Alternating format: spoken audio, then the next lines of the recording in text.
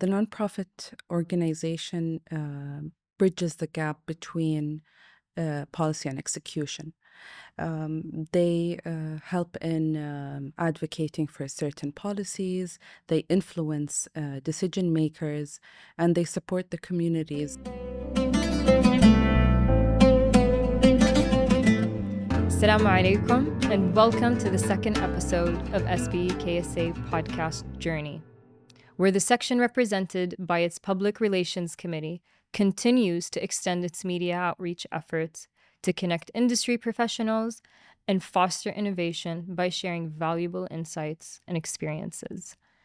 My name is Rawan Al-Abdelhadi. I'm a reliability engineer at SLB, and it is my absolute pleasure to moderate today's episode.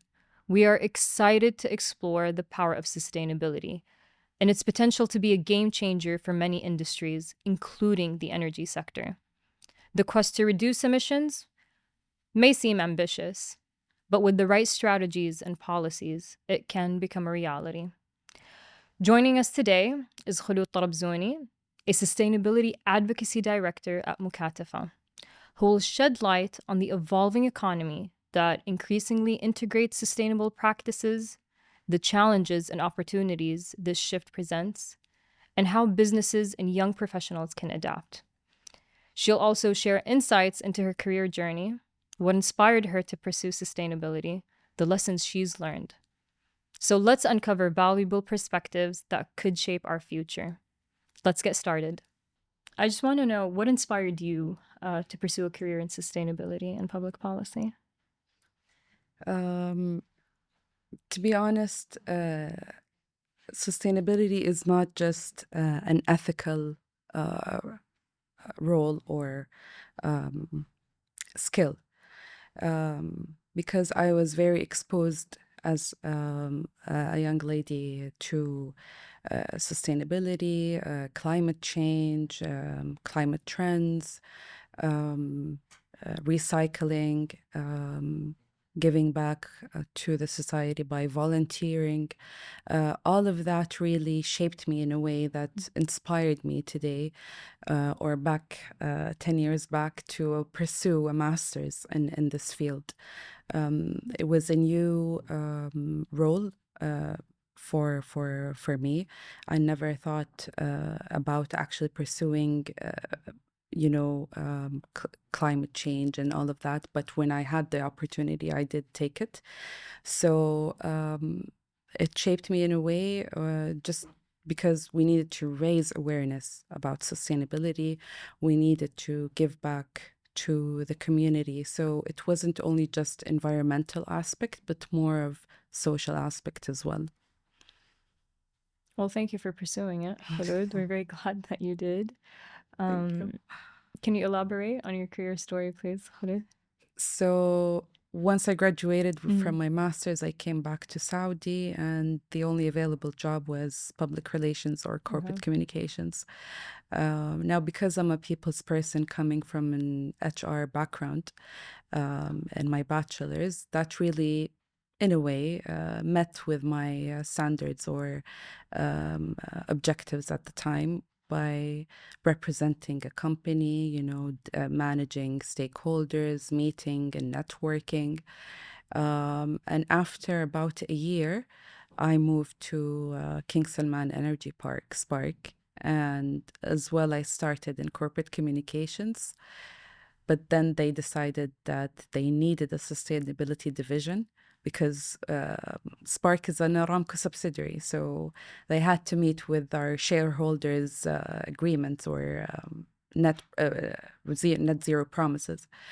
And then I was appointed as a sustainability senior specialist. And that led to establishing sustainability division, having an ESG corporate strategy, ESG initiatives, and all of that came afterwards. I'm always fascinated with career stories where they pursue degrees that at the beginning there's, let's say, minimal opportunities, and then they find themselves establishing, something new and making a difference in any organization.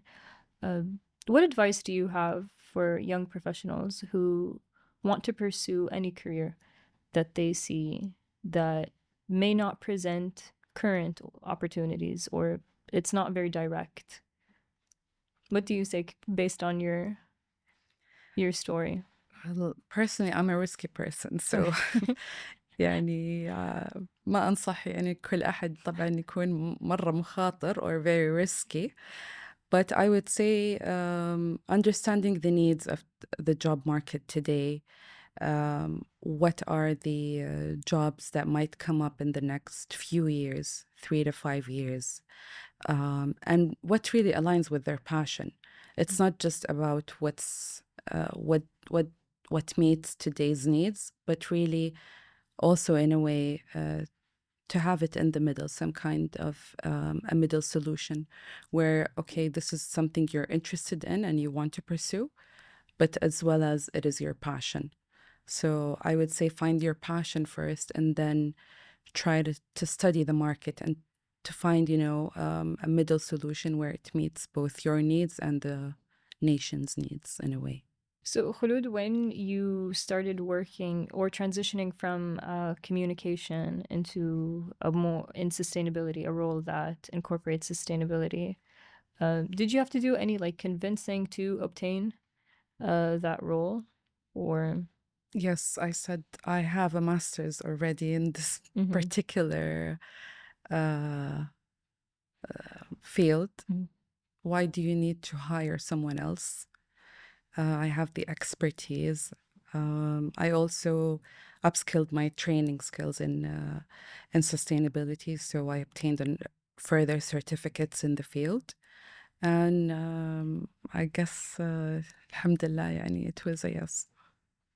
I guess your story is a testimony that we do need to voice out our strengths to to be heard. Yes, definitely. So we can make a difference in pretty much like your story, how you have to say that you have a master's degree in global sustainability, then you were offered the role, and it created a whole pathway for you later on. Is there any advice you would give for a young professional who doesn't get the career opportunity at first of what they want? Honestly, I would say at least your bachelor's would be in a specific area or a specific major, where it's some kind of close to your passion. And then in your master's, you can have any master's that really aligns with your passion. We've seen so many medical students suddenly studying MBA. Yeah. And vice versa. So it really doesn't, it will not limit you. Your bachelor's will not limit you, but will open up more opportunities for your master's degree. Do you think, or Khlood, with your very diverse experience, you came across academia as well and communication, and then you were a sustainability analyst, and then you got into public policy. Do you believe these transitions that you've made helped you shape a better understanding for energy efficiency and sustainability? Yes, in a way. Working in different sectors, of course, had to have, each sector had a different approach. But the key was adaptability. Being adaptable in different sectors, trying to understand your stakeholders, engage with them, really does have another way, I would say, in these sectors. So yes, it definitely shaped who I am today. In each sector or in each experience, I did learn something that made me grow to the person I am today. And alhamdulillah, still, يعني, someone would, of course, wants to be in a better position each and every time. So you keep growing as you keep moving or achieving your personal goals. So reflecting back on your career journey, a very diverse one, Khlood, with I'm sure very many lessons along the way. What skills do you advise for young professionals to adopt so that they can contribute and participate in an economy that embraces sustainability? Specifically, sustainability, of course, keeping up with the global trends, understanding the new solutions that are coming up, um, the policy frameworks, and understanding the regulatories that are being made. Strong negotiation skills, because in sustainability you will have a lot of people that are against that, simply because, for example, they just want to be more profitable, but they wouldn't really care about other um, other things that are happening in their businesses, but just to make more money.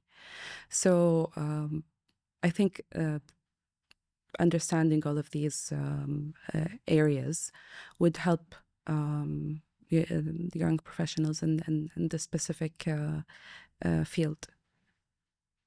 Khlood, can you elaborate more about like the benefits of a circular consumption model when it comes to businesses? So usually businesses spend a lot to procure certain materials. What if we replace these orders that are being made every now and then to purchase a certain material or product by having a more sustainable solution? For example, there are a few ways now to use or to actually concrete roads instead of using 100% asphalt 100% يكون أو cement. No, it's being replaced now by recycled materials such as rubber, which comes from tires, because until today they haven't really found a solution instead of burning them. So once they ground them and then reuse it in roads, it's more elastic, so it actually stays on the road better, even with weather conditions. Plastic is a huge struggle for so many years right now. The solution would be either recycled materials in furniture. We've seen that as well. There are chairs now being made with plastic particulars in it, as well as roads and sidewalks having recycled plastic particulars in it. For example, as well, solar lights, instead of having it now just as the way they did it before, was solar panel, a huge battery on top, and then it would have a very unpleasant appearance. But the way right now they're actually producing it is it kind of blends in with nature. So it has some kind of leaf on it, or some way, or like an area where birds can actually sit on it. So it's evolving. I'm not going to say it's one solution for all, but I think research and development is essential to find more solutions towards sustainable technologies and circular economy. So, do you believe it's more profitable, Khlood? The numbers have proven it. I wouldn't say it's my call, but it is cost saving. Over the years, you would see how companies are actually benefiting from applying sustainable technologies. A simple small example would be replacing your fluorescent light with LED lights. In a previous project, we did that, and it saved a lot of money for the organization just by replacing it in one building. So imagine if you would apply it in all buildings. So, considering the fact that circular practices do have financial benefits, they're creating, what I'm understanding, even new opportunities within the kingdom to rise. Do you think it's linked to reducing Scope 3 emissions for industries and companies? I would say in a way it is. Until today, we cannot really control Scope 3 emissions. It's very difficult to do that because it's not your emissions that you're actually reporting. So as of today, I would say there are few techniques maybe trying to limit Scope 3 emissions, but it's I wouldn't say it's 100% يعني fulfilled. But I think over the next few years, they might find another way, either by AI solutions or data-driven solutions. So the reason why, Khlood, I'm mentioning Scope 3 emissions is because we work with our Scope 3 emissions, are the indirect emissions for each industry. Whether we work with factories or third-party companies, for any company existing out there. And not when we speak about industries and companies, they do not manufacture everything from scratch. So if companies do adopt more circular practices by using their waste materials, and do you believe the way to reduce this indirect emissions is through making deals and partnerships with third-party companies? Is this the way you would see it if we were to integrate like the circular practices to reduce our Scope 3s? Of course, that could be one of the solutions, having to partner with these companies, to or subcontractors, just to recycle or reuse these materials in a way. That would help magnificently. And probably having private-public companies where they could also support in that, or if they were specialized in such a sector, because it's very tricky. So I do want to, touch base on emissions reduction for, speaking about Scope 1, 2, and 3. It is quite challenging for many companies since they're indirect emissions for each industries. What do you think are the most impactful strategies businesses can use to lower their emissions while maintaining profitability? So, of course, capturing the carbon dioxide and then injecting it in several activities would help majorly in that. Having a circular carbon economy where you actually recycle and then reuse that product, lowering or decreasing your carbon footprint by vegetation and plantation in the organization itself or in the society would also help in capturing the carbon. And now, as we see, the carbon credits. It's a new sector. It's been there in the other countries or the international countries, but now there is a voluntary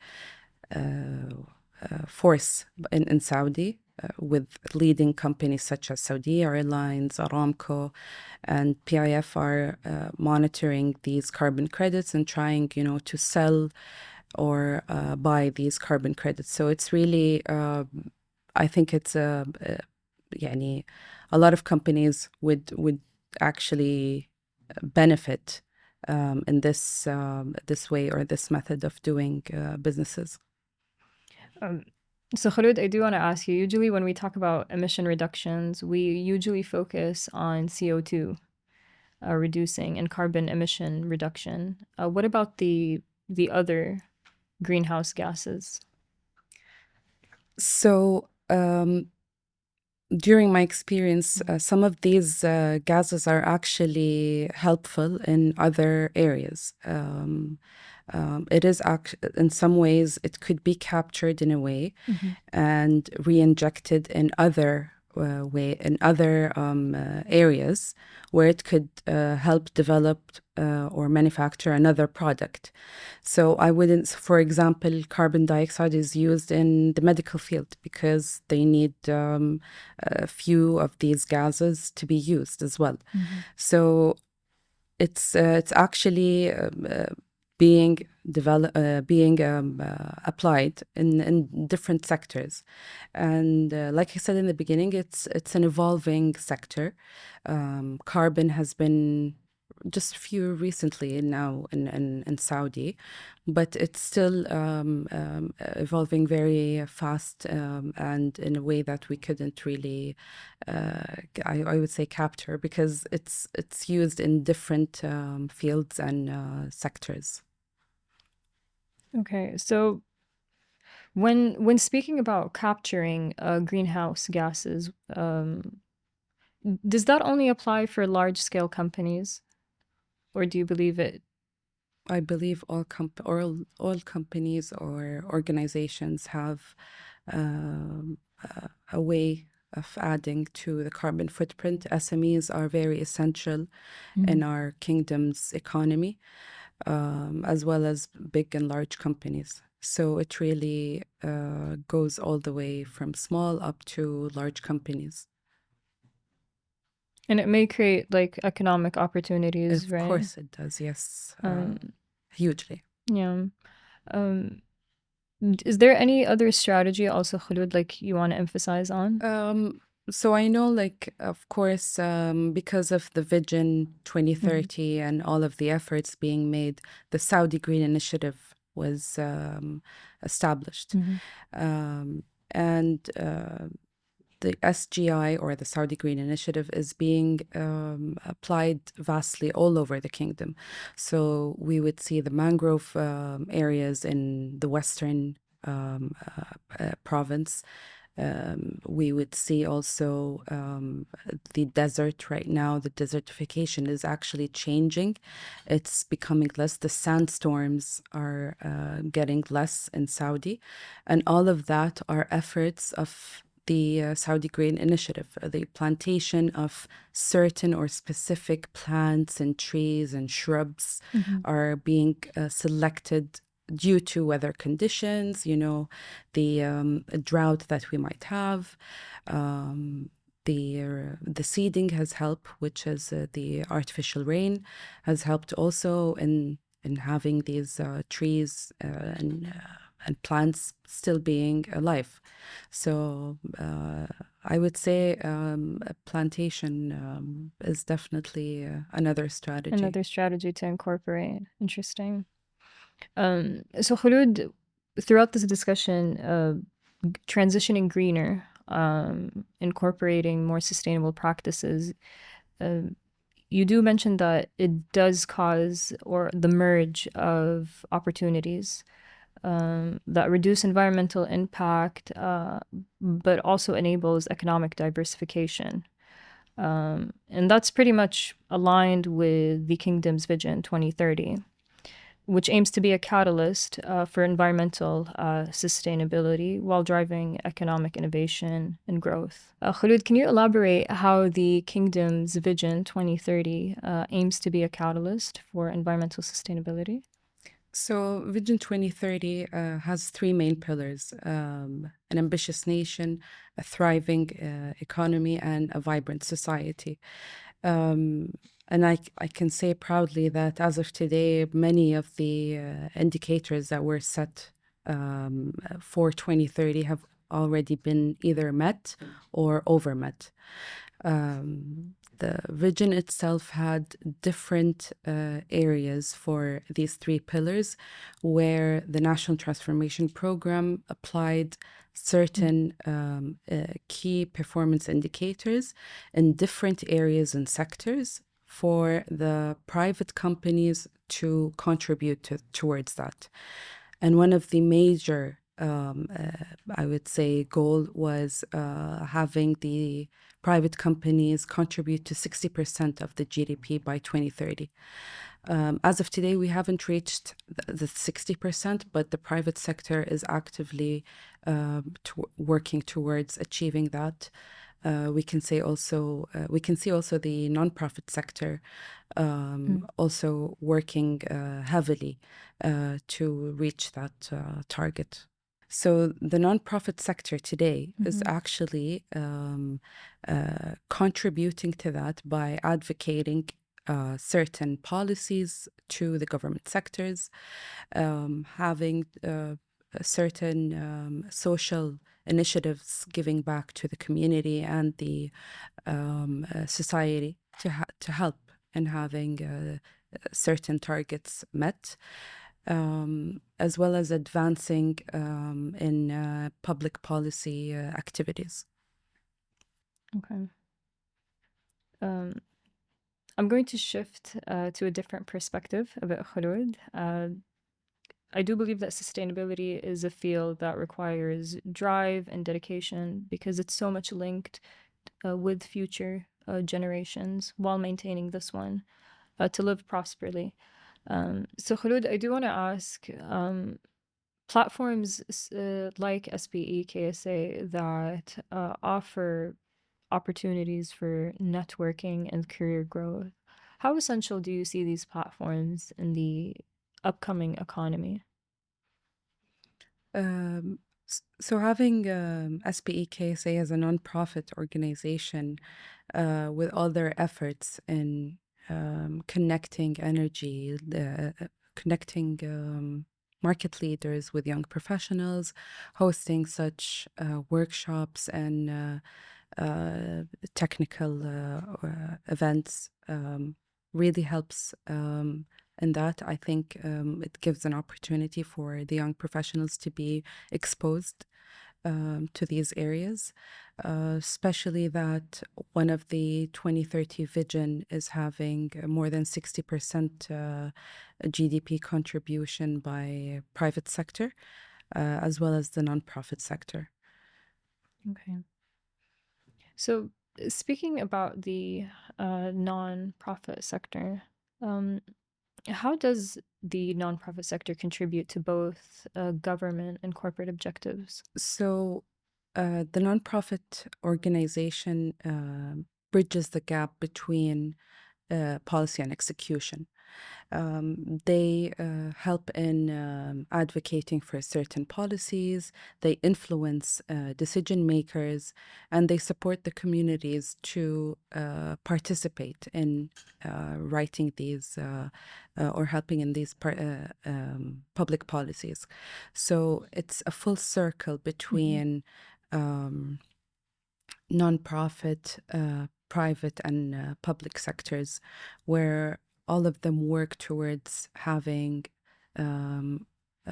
specific policies that are specified or uniquely tailored to their sectors.